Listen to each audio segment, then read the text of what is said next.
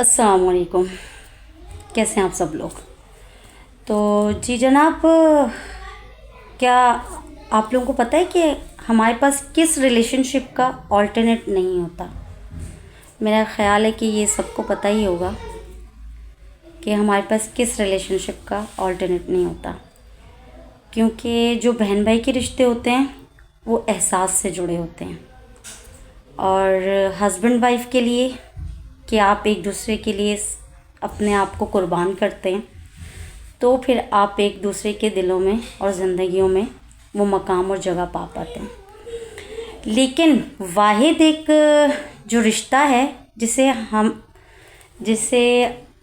जिसके लिए मैं कहूँगी कि हमें कोई एफ़र्ट्स नहीं करनी पड़ती और उसके होने से हमारी ज़िंदगी में बहुत सारे बेनिफिट्स होते हैं, तो वो रिश्ता है हमारे पेरेंट्स का, हमारे वालिदैन का, हमारे माँ बाप का, जिनके लिए हम कुछ ना भी करें तो फिर उनकी मोहब्बत के हम हमेशा हकदार भी रहते हैं और उनकी दुआओं में भी हमेशा रहते हैं।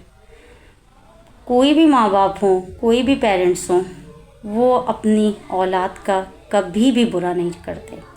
औलाद उनके लिए कुछ भी ना करे, लेकिन वो हमेशा उनके लिए दुआगो रहते हैं। तो ज़िंदगी में हर रिलेशन के लिए जगह बनाने के लिए, उसको पाने के लिए हमें कुछ ना करना पड़ता है।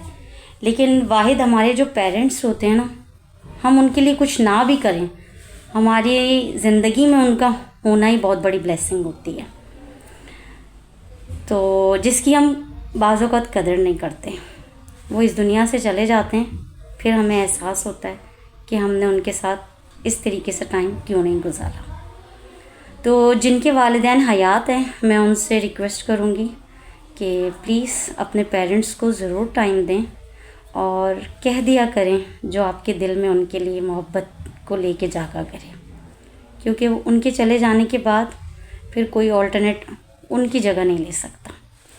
कोई रिलेशनशिप वापस उनकी जगह कभी भी नहीं ले सकता।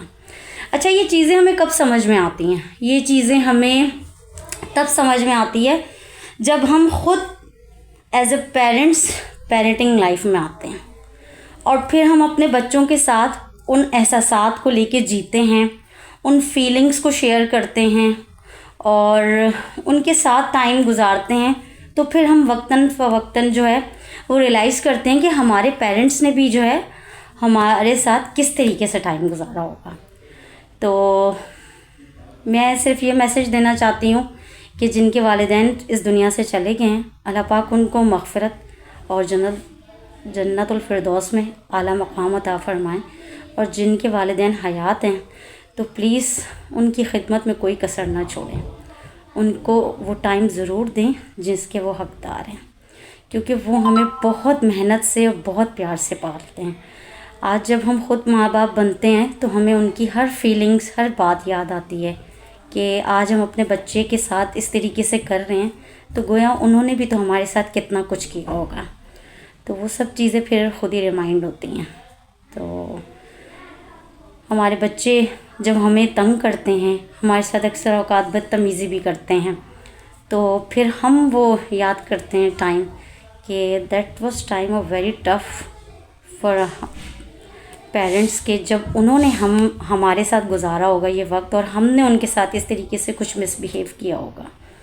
और बच्चों के लिए मैं यही कहूँगी कि हम हमेशा उनकी तरबियत करने पे ज़्यादा ज़ोर देते हैं ना, कि भाई आप ऐसा ना करें, ऐसा ना कहें, लेकिन सच माने तो बच्चे जो देख रहे होते हैं ना घर में हस्बैंड वाइफ को लेके, मतलब अपने माँ बाप को जो उनका रिलेशन होता है, सबसे ज़्यादा असरअंदाज उनकी लाइफ में वो चीज़ होती है।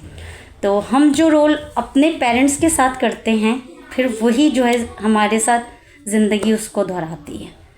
तो जो किताब हम अपने पेरेंट्स के साथ लिखते हैं, उसको पढ़कर हमारी औलाद हमें फिर सुनाती है।